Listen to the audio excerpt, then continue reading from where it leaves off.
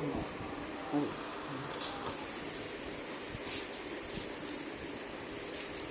Student, आज हम लोग केमिस्ट्री की एक नई शाखा जिसे कार्बनिक रसायन के नाम से जानते हैं उसका अध्ययन करने जा रहे हैं। कार्बनिक रसायन मतलब रसायन विज्ञान की वह शाखा जिसमें कार्बन तथा उसके यौगिक का अध्ययन किया जाए। क्लास 12 में पहला हमारा जो अध्याय है उसका नाम है हैलो एल्केन और हैलो एरीन। हैलो एल्केन और हैलो एरीन चैप्टर पढ़ने के लिए कुछ बेसिक चीज़ों का जानना अति आवश्यक। सबसे पहले इस चैप्टर के लिए जो कुछ महत्वपूर्ण बातें हैं उनको हम लोग पहले जान लेते हैं, उसके बाद में इस चैप्टर में पढ़ना स्टार्ट करें। तो सबसे पहली चीज़ हाइड्रोकार्बन किसे कहते हैं। आप लोगों ने क्लास 10th में पढ़ा होगा कि वे यौगिक जिनमें केवल कार्बन और हाइड्रोजन उपस्थित होता है उन्हीं यौगिक को हम हाइड्रोकार्बन कहते हैं। वे यौगिक जिनमें केवल कार्बन और हाइड्रोजन उपस्थित होता है, कार्बन हाइड्रोजन के अतिरिक्त और कोई भी एटम नहीं होना चाहिए, ऐसे यौगिकों को हम हाइड्रोकार्बन एग्जाम्पल से समझाने की कोशिश कर रहे हैं।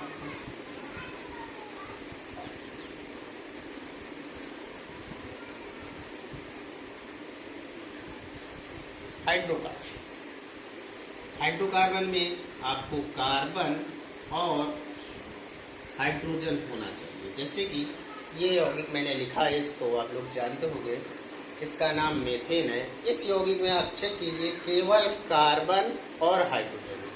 कार्बन और हाइड्रोजन से बने यौगिक को हाइड्रोकार्बन कहते हैं, लेकिन इसमें केवल कार्बन और हाइड्रोजन होना चाहिए, इसके अतिरिक्त और कुछ नहीं होना चाहिए।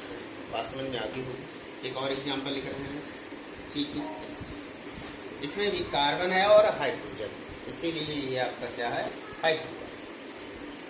अब हाइड्रोकार्बन आपके दो प्रकार के होते हैं। हाइड्रोकार्बन कितने प्रकार के होते हैं? दो प्रकार के। आप लोगों ने पढ़ा होगा क्लास 10th में।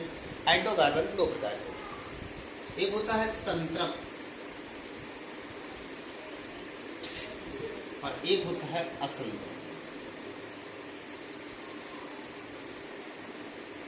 एक होता है संतृप्त हाइड्रोकार्बन और एक होता है असंतृप्त। संतृप्त में क्या होता है? संतृप्त हाइड्रोकार्बन में कार्बन और कार्बन परमाणु के मध्य एकल बंध उपस्थित होता है। इसमें वे यौगिक आते हैं जिनमें कार्बन और कार्बन परमाणुओं के मध्य एकल बंध उपस्थित होता है। Example C single bond C single bond C single bond C single bond H single bond H single bond H single bond H single bond H single bond H single bond H single bond H single bond H single. इस compound में आप देख लीजिए carbon carbon के मध्य एकल बंध उपस्थित है, इसीलिए क्या है आपका संतृप्त हाइड्रोकार्बन। असंतृप्त में क्या होता है? किन्हीं दो कार्बन कार्बन परमाणुओं के मध्य द्विबंध अथवा त्रिबंध उपस्थित होता है। एग्जाम्पल में C double bond C single bond C single bond H single bond H single bond H single bond H single bond H single bond H single bond H। एक और example लिखे दे रहे हैं आपका C triple bond C single bond C single bond H single bond H single bond H single bond H। इसमें किन्हीं दो carbon carbon परमाणुओं के मध्य द्विबंध उपस्थित, इसमें किन्हीं दो कार्बन कार्बन परमाणुओं के मध्य त्रिबंध उपस्थित, इसीलिए ये आपके क्या है, असंतृप्त हाइड्रोकार्बन। तो एक बार फिर समझ लीजिए हाइड्रोकार्बन क्या होते हैं। हाइड्रोकार्बन वे यौगिक होते हैं जिनमें केवल कार्बन और हाइड्रोजन उपस्थित होता है, उनको हम हाइड्रोकार्बन कहते हैं। हाइड्रोकार्बन दो प्रकार के होते हैं, संतृप्त हाइड्रोकार्बन, असंतृप्त हाइड्रोकार्बन। संतृप्त हाइड्रोकार्बन में क्या होता है, कार्बन कार्बन परमाणुओं के मध्य, सभी कार्बन कार्बन परमाणुओं के मध्य क्या होता है, एकल बंध उपस्थित होता है। जबकि असंतृप्त में क्या होता है, किन्हीं दो कार्बन कार्बन परमाणुओं के मध्य द्विबंध अथवा त्रिबंध उपस्थित होता है, उसको हम असंतृप्त हाइड्रोकार्बन कहते हैं। अब एक चीज और है यहाँ पर, संतृप्त हाइड्रोकार्बन को हम लोग एल्केन के नाम से भी जानते हैं। संतृप्त हाइड्रोकार्बन को एल्केन के नाम से भी जानते हैं, जैसे आप लोगों ने फर्स्ट ईयर क्लास में पढ़ा होगा। संतृप्त हाइड्रोकार्बन का दूसरा नाम है एल्केन। क्या है, एल्केन। और वहीं पर आप लोगों ने इसका फार्मूला भी पढ़ा होगा, इसका फार्मूला पढ़ाया गया होगा CnH2n+2, CnH2n+2, जहां पर n कार्बन परमाणुओं की संख्या। एल्केन का फार्मूला क्या हुआ, चलो देखते हैं, इसको साफ कर और थोड़ा आगे पढ़ते हैं। एल्केन का फार्मूला होता है CnH2n+2। अब अगर इसमें n बराबर 1 रख दें तो क्या हो जाएगा, CH4। यहाँ पर n बराबर 1 रखा तो यहाँ पर 1 रखेंगे तो 1 लिखो, ना लिखो कोई फर्क नहीं। यहाँ पर 1 रखा तो 2 एकम 2, 2 4।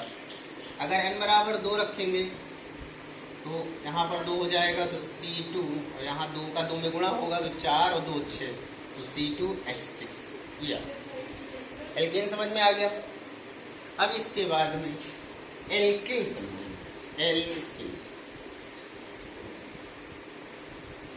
एल्किल का फार्मूला क्या होता है, इसका फार्मूला होता है CnH2n+1। इसका फार्मूला ये होता है, और इसको प्रदर्शित R से करें, कैपिटल R से। इसका फार्मूला होता है CnH2n+1 और R से इसको प्रदर्शित। अब इसमें क्या होता है, अगर आप इन दोनों को कंपैरिजन कर रहे हो तो आप देख लीजिए कि इसमें क्या है कि जितने हाइड्रोजन है उससे कम हाइड्रोजन इसमें, जितने इसमें एल्केन में हाइड्रोजन है उससे एक कम हाइड्रोजन एल्किल में।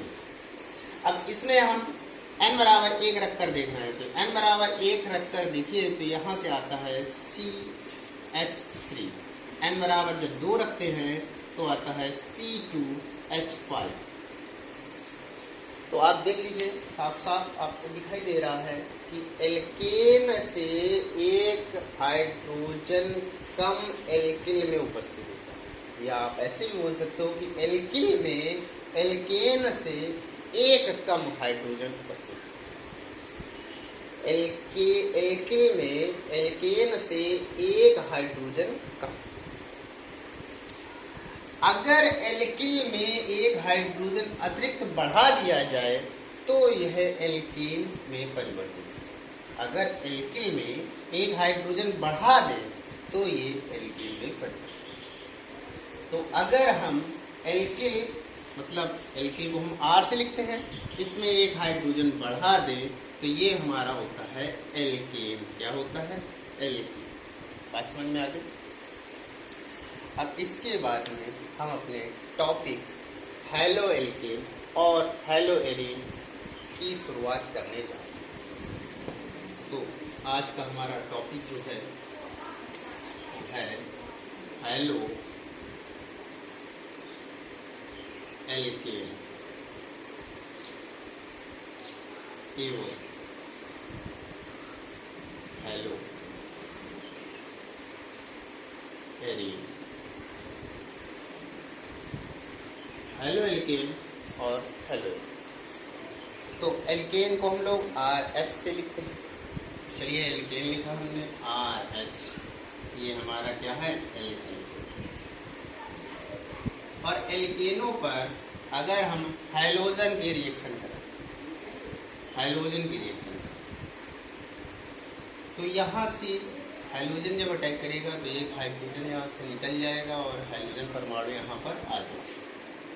ये बन जाएगा RH + HX। ये आपका एल्केन है, ये आपका हैलोजन है और ये आपका हैलो एल्केन।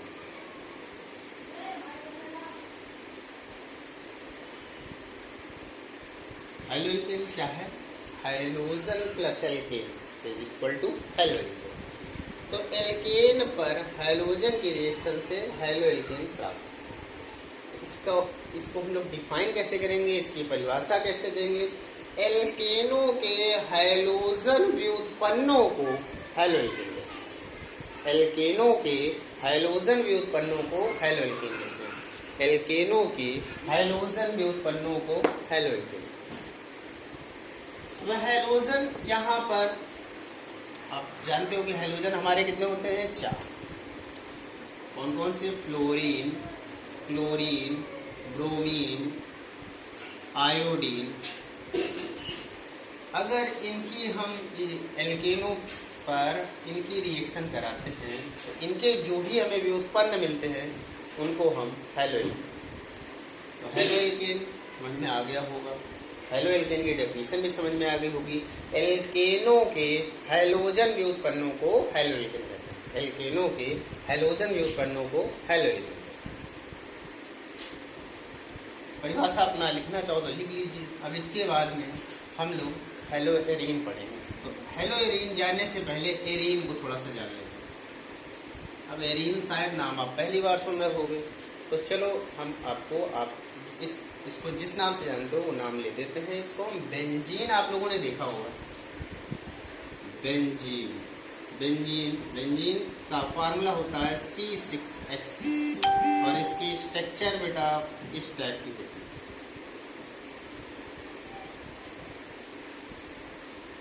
ये benzene.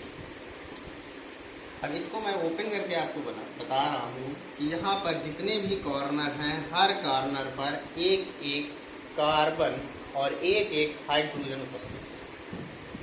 Carbon carbon carbon carbon carbon carbon और सभी कार्बनों से एक एक हाइड्रोजन है।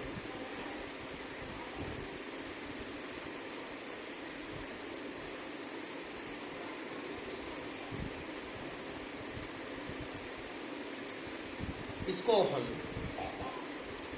बेंजीन या एरीन के नाम से करें।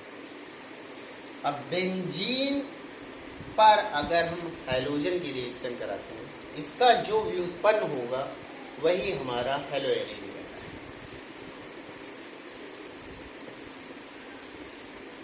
ये आपका रहा बेंजीन। मैंने जैसा कि आपको अभी बताया था कि बेंजीन के प्रत्येक कॉर्नर पर एक कार्बन तथा एक हाइड्रोजन उपस्थित होता है। यहाँ पर एक हाइड्रोजन माने लो, हर एक कॉर्नर पर एक एक होता है, कहीं का भी। इस पर जब हम हैलोजन की रिएक्शन कराते हैं, यहाँ से हैलो एरीन का, यहाँ पर हैलोजन वाहक होता है, वो आप आगे पढ़ोगे।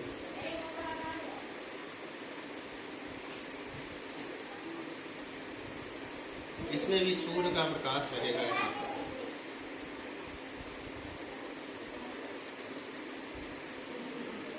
यह हैलोजन वाहक, इसको हम एरीन कहते हैं। ये आपका हैलोजन है और ये इसका व्युत्पन्न, इसको हम हैलो एरीन कहते हैं।